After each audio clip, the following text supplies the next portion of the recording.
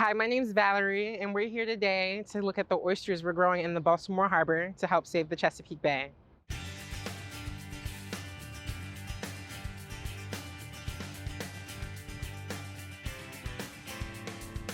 We're here at Baltimore's famous Inner Harbor, where the city meets the Chesapeake Bay.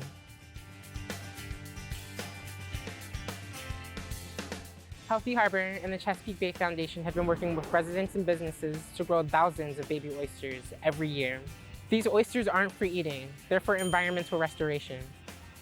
The Chesapeake Bay used to be covered in oysters until the late 1800s, when people started taking them from the water faster than they could reproduce and grow. Now there aren't enough oysters in the bay, which is why we're growing more here in what we call oyster gardens. At the end of each row, there's a cage with baby oysters. We have about 50 cages in this area alone, and several other oyster gardens all around the waterfront. Baby oysters are very small, and their shells are still soft. So we keep them in these cages to protect them from large animals, like blue crabs or other bigger fish that would like to eat them. Inside the cages are what we call spat on shell. Spat is another name for baby oysters like these. And you can see they're growing on an adult oyster shell that was recycled from a restaurant. When the spat started out, they were just tiny dots. Now after 9 months, we're gonna take them to an oyster sanctuary at Fort Carroll, where people won't be able to eat them and they'll be safe to live out the rest of their life. So why is it so important that we're adding more oysters to the Chesapeake Bay ecosystem?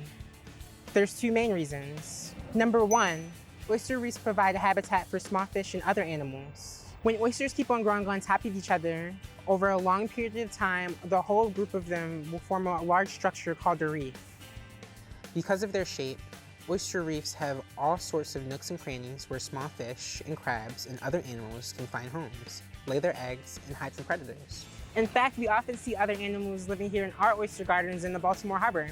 We've seen mud crabs, naked gobies, American eels, grass shrimp, and even a pipefish.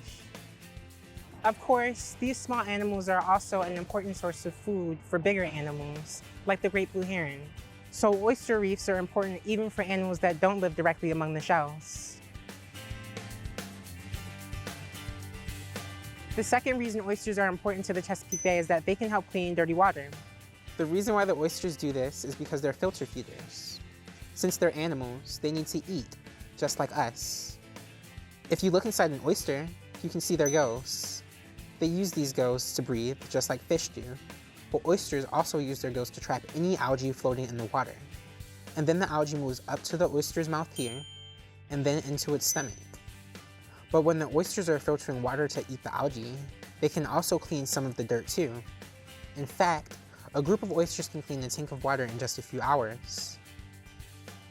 There used to be so many wild oysters in the bay that they could filter the whole bay in just 1 week. Now with the remaining oysters in the bay, it would take more than a year to filter the same amount. So to recap, oysters are important to the Chesapeake Bay because they provide habitat and filter water. That's why they're considered a keystone species of the Chesapeake Bay ecosystem. That means we can't have a healthy bay without a healthy population of oysters. Thanks for watching, and remember, anyone can take action to reduce pollution in our harbor and the bay. What can you or your community do today to help save the bay?